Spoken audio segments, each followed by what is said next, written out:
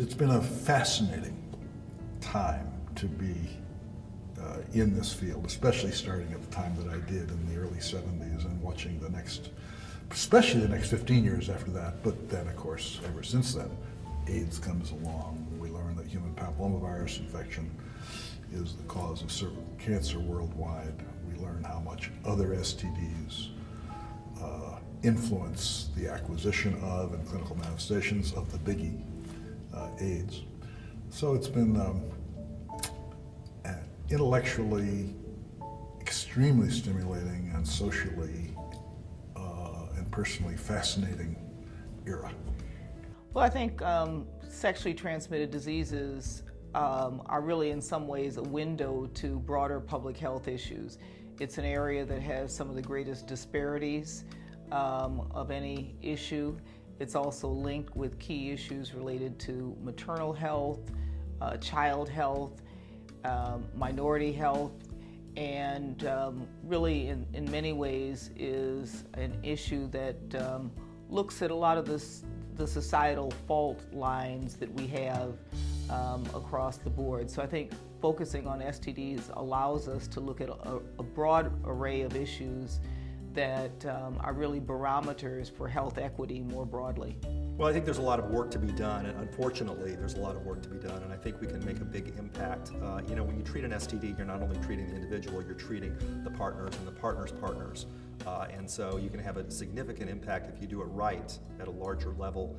Unfortunately, using a medical model, we tend to focus just on the individual, and we need to do a better job, I think, as a society of reaching out and covering partners, partners' partners, partners of partners of partners, and really making an impact. I always say I was an accidental advocate, and I actually had two loves in my life. One was sort of sexual health, and the other was environmental.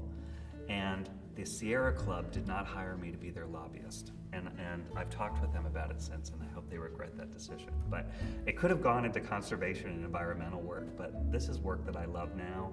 I'm a gay man, so working in sexual health is really important for me. It's not just about sex, it's about stigma and discrimination, it's about culture and society.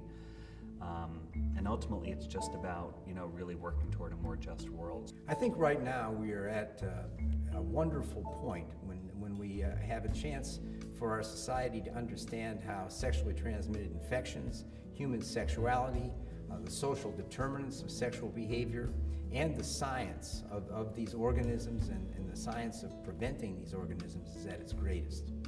This CDC-sponsored STD conference is beneficial to researchers, to commercial companies to find out what the Public Health Service wants, and also to basic science researchers as well as epidemiologists. So it brings researchers together with people who are in the field doing program science, and so they each have a lot to learn from each other. And so this exchange of information on a very casual basis with posters and lectures and networking systems, everyone gains. It's a win-win situation. The other thing I think is to really network with people and really get to know people in the field. I think a lot of times sort of prospective fellows or prospective students are intimidated and don't think that they should talk to or can talk to people who are thought leaders in the field. But I love to try to inspire people who are thinking about this. I love to talk about my work and how they might get involved early. So if you can go to meetings, if you can make contacts, really sort of capitalize on those things. We're very excited about the 2014 STD Prevention Conference for a number of reasons. This is the first time that we've actually joined with the World IUSD Congress and one of their affiliates, the Latin America IUSD, and are going to have a large prevention conference bringing the world experts together to discuss the important issues around STD prevention. And I think that we recognize this is a global problem with travel, with antimicrobial resistance. It's much more important that we cannot be, isolating ourselves in the United States just talking about STD prevention in the context of one nation. Welcome to the 2014 STD Prevention Conference. Bienvenidos a la Atlanta por la 2014 STD Prevention Conference. We are very pleased this year to be able to host this conference in conjunction with the 15th IUSTI World Congress and the 2nd Latin America IUSTI a las CITES. ASTDA, as the North American branch of IUSTI, welcomes all of our international delegates to the 2014 STD Prevention Conference. I would like to thank our many partners and co-chairs of this conference.